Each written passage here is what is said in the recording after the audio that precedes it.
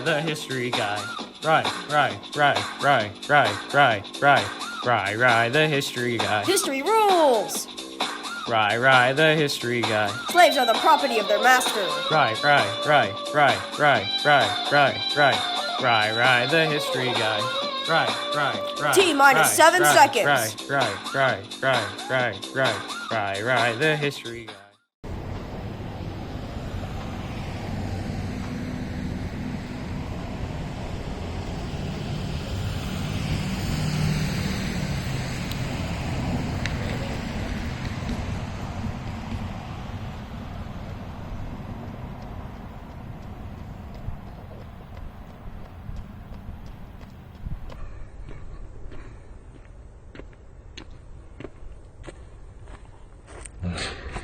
Let's learn about the Revolutionary War! Yo, it's Rai here doing some revolutionary roots! Now this was very different from what colonists were used to. Prior to 1764, American colonies were under a policy of salutary neglect, which allowed them to rule on their own.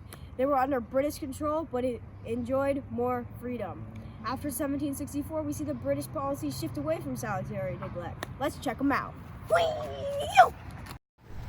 The Tea Act of 1773 was an attempt by the British government to bail out the failing East India Tea Company. This was seen as an attempt to bribe Americans into buying British tea, and it angered many colonists. The Townshend Acts were a series of 4 acts passed in 1767 that taxed many imports such as paper, paint, lead, glass, and tea. It angered the colonists. The Stamp Act of 1765 taxed all paper goods. This act was later repealed in March 18, 1766 due to anger colonists and boycotts. Protests broke out in Boston, the center of all the trouble. In 1765, a group called the Sons of Liberty formed in Boston. In 1773, they were responsible for the Boston Tea Party, which aimed to protest new British tax. The Boston Massacre of March 5th, 1770. In 1774, 12 out of the 13 colonies met in direct response to the Intolerable Acts. A petition was sent to the king, which was ignored, and they also started a boycott of British goods. Finally, the tension hit a breaking point, and war started in the Battle of Lexington and Concord. Peyton Randolph was the first president of the Continental Congress. Oh hey, I didn't see you down there. Well, let's talk about the battles of Lexington and Concord. In April 1775, it was the first battle of the war, and British troops found out that America was not going to be that easy to take down.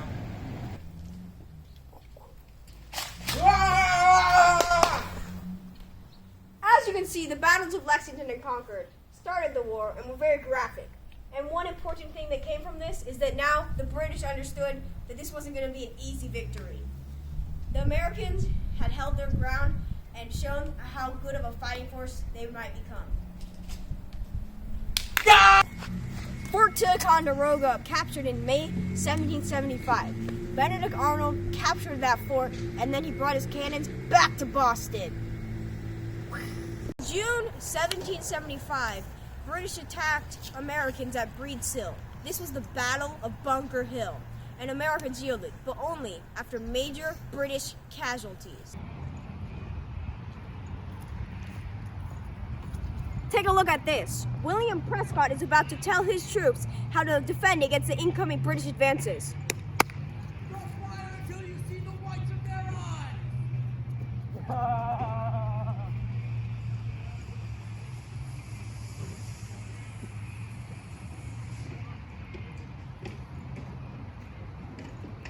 Next scene! Collaboration rules!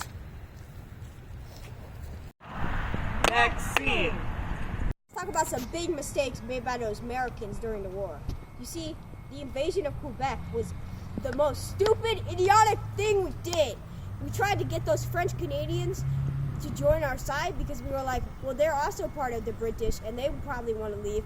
But that was stupid because, you know, those French Canadians, they sided with the British, and that was dumb. In August of 1776, the British retreat from Boston to New York City in the Battle of Long Island. Then in March of 1776, Washington's forces are routed and retreated into New Jersey. The retreat into New Jersey was in December of 1776, and there were most casualties of any battle. Fun fact, Washington had many sets of dentures, some made of ivory, metal, and even human teeth. The Massacre of Waxhaws was a battle that took place near Andrew Jackson's hometown and was called a massacre after American soldiers were killed when they tried to surrender. During the Battle of Waxhaws, the British commander got trapped under his own horse, so he wasn't able to tell his troops to cease fire. The Battle of Saratoga was a key point on the route to American independence in the Revolutionary War. After our victory at Saratoga, the French acknowledged us and even signed a treaty with us. But the big deal is that shrewd American diplomats managed to get everything we could out of France. They explicitly agreed to continue fighting until we had explicit independence from Great Britain. Also, we got valuable supplies and money. France gave us a direct loan and offered to send troops. After this, King George III greatly feared America. He dispatched Lord North to broker a peace treaty, but we rejected it. On December 29th of 1778, the British capture Savannah. I don't know what. How much money did Ryan spend on his computer? 3,000. 3,000. Cool. Almost. Okay. Well, now we all know that the flag has 50 stars. Originally, Betsy Ross, who made the first American flag, only put 13 to symbolize the 13 colonies of America. Next scene. The alarm and muster system was used by the Continental Army to quickly deploy the militia and to spread information. Yeehaw! From September to October in 1781, the siege of Yorktown took place. Lord Cornwallis entered Virginia to join other British forces there, setting up a base at Yorktown.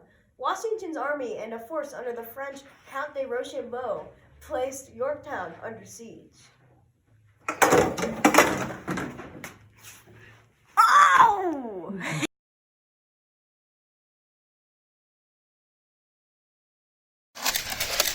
Lafayette had been moving in through the sea, and George Washington cornered Cornwallis by land. He was cornered and had to surrender.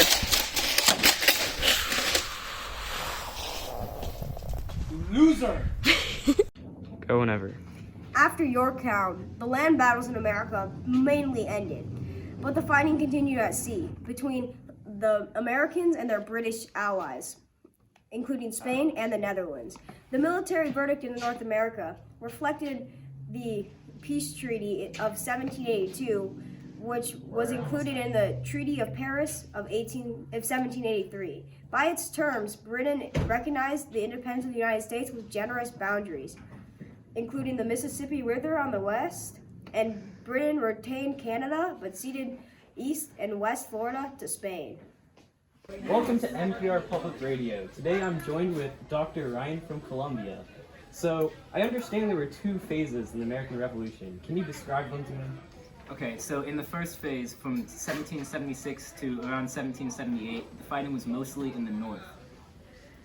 Interesting. Now, what about in the South? What was the second phase like?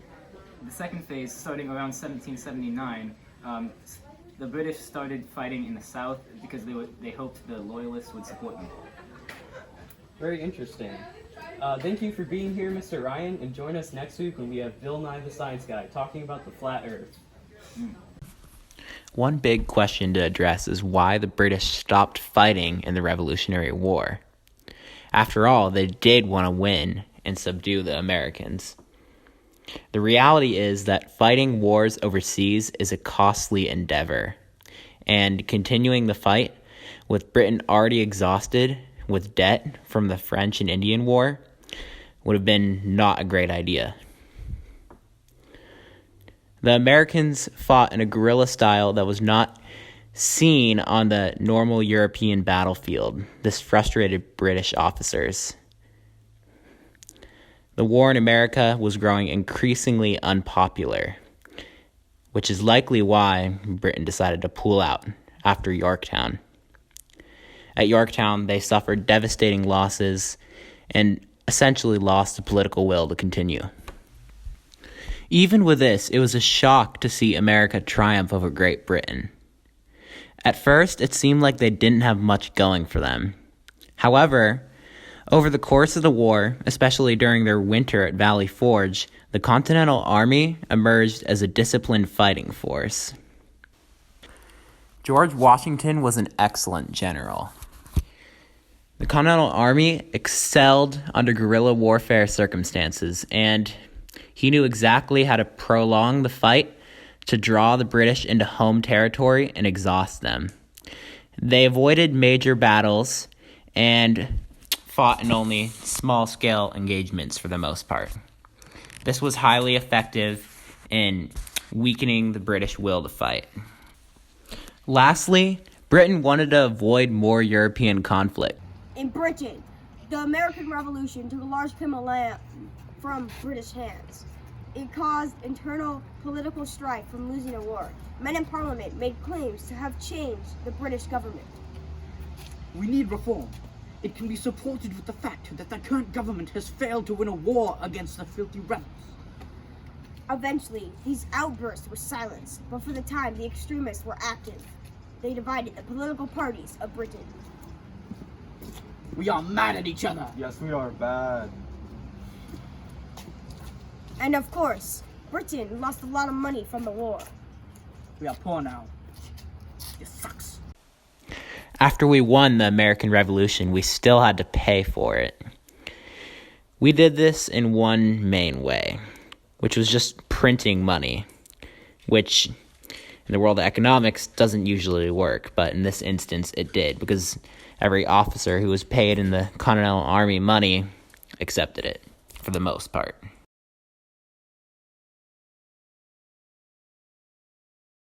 As a resident of these United States of America, it is your right to know the names and likenesses of those who fought in the Revolutionary War that may have lived in this area.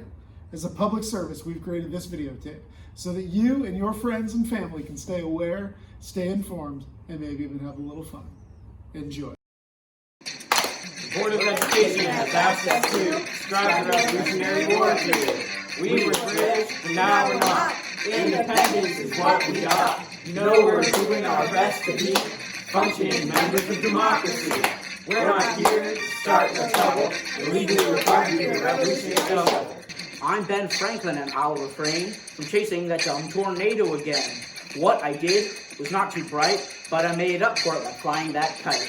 In the war, I helped declare independence, but on the battlefield I lacked attendance. I helped secure the French's wealth, but soon syphilis would take my health. Alexander Hamilton is my name. My financial plan is what brought me fame. But there's much more to know about me. I improved the economy exponentially. The guy I hate is Aaron Burr. So we had a duel occur. I went in, feeling hot. Little did I know I was soon. I'm Thomas Jefferson, spitting bars. In terms of presidents, I'm one of the stars. They call me the father of the Constitution. In the war, I found a good solution. I wrote and signed the Declaration. I'm a founding father of this nation. I'm not here to cause pollution. I'm here because I was in the Revolution. I'm George Washington, I'm number one. The Revolutionary War is what I won. If you're wondering how I did it, I cornered Cornwallis and made him admit it. After the war, I became the first president, as everyone said. I'm not here to burst your bubble. I'm just here to do the Revolutionary Shuffle.